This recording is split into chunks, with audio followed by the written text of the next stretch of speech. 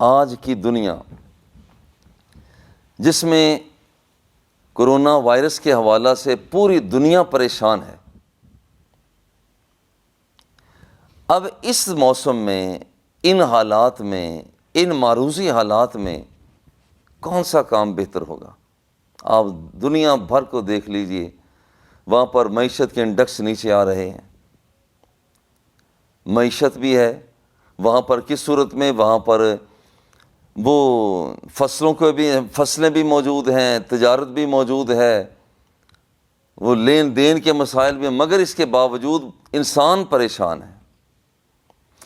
آج غور کریں، جہاں کہیں زراعت نہ ہوتی ہو، کارخانہ لگانا یہ عظمت کا نشان نہیں ہوگا، بلکہ زراعت کرنا بہتر ہوگا۔ جہاں کہیں زراعت بہت بہتر ہو رہی ہو تو اس مال کو منڈیوں تک لے جانے کا سامان فراہم کرنا یہ بہترین عمل ہوگا۔ منڈیوں تک سامان تو چلا جاتا ہے، مگر وہاں پر صنعت کا کام اگر نہ ہو، کارخانے لگے ہوئے نہ ہوں،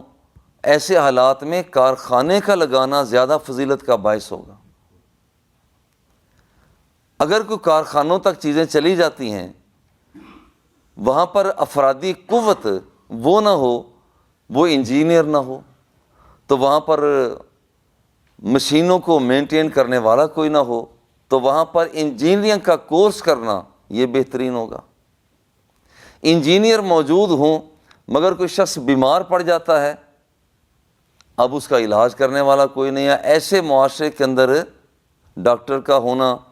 وہ جو ڈاکٹر بنے گا وہ زیادہ ثواب کا حامل ہوگا۔ وہ ڈاکٹر بھی ہوں، طبیب بھی ہوں، حکیم بھی ہوں، صنعت بھی چل رہی ہو، مگر کوئی علم اور عرفان دینے والا، قرآن و سنت کی روشنی میں ڈھالنے والا نہ ہو، ایسے موسم میں، ایسے حالات میں قرآن و سنت کی تعلیم کا حاصل کرنا اور دوسروں تک پہنچانا یہ سب سے بہترین عمل ہوگا۔ اب اس موسم میں جب کہ ہر ملک کرونا وائرس سے پریشان ہے، ان حالات میں بہتر کیا ہوگا؟ کوئی شک نہیں، اپنی اپنی جگہ پر ساری چیزیں بہتر ہیں، مگر آج ہر ملک کی ترجیح یہ ہے کہ کرونا وائرس سے کس طرح سے ہم جان چھڑا سکتے ہیں۔ آج یہ بات ذہن میں رکھ لی جائے، جو شخص اس دور میں جب کہ کرونا وائرس کا حملہ پوری دنیا کو اپنی لپیٹ میں، تقریباً پوری دنیا کو اپنی لپیٹ میں لے چکا ہے، اس دور میں کرونا وائرس کے انسداد کے لیے کوشش کرنا، خواہ وہ جس بھی صورت میں ہو، وہ علاج معالجے کی صورت میں ہو، لوگوں تک معلومات کو فراہم کرنے کی صورت میں ہو، لوگوں کے سامنے وہ نسخے پیش کرنے کی صورت میں ہو، ہر وہ عمل جو کرونا وائرس کے انسداد کا سبب بن رہا ہوگا، خواہ وہ آدمی کے تنہائی میں جانے کی طرز پر ہو کہ ایک آدمی وہ اب تنہا ہو گیا ہے، یا اگر ڈاکٹر لوگ، سیانے حکیم، طبیب لوگ، جہاں تک ہماری دسترس نہیں ہے، خوردبین سے ہر بندہ تو نہیں دیکھتا، خوردبین سے دیکھنے والوں نے کہا کہ دیکھو یہ وائرس ایسا ہے جو ایک سے دوسرے کے ساتھ جانے کے اندر دیر نہیں لگاتا، تو کوئی شخص اپنے آپ کو، دوسروں کو بچانے کے لیے ایسے انتظامات کرتا ہے کہ جن کی وجہ سے یہ اس وائرس کا انسداد ہوتا ہے۔ اب یہ بندہ،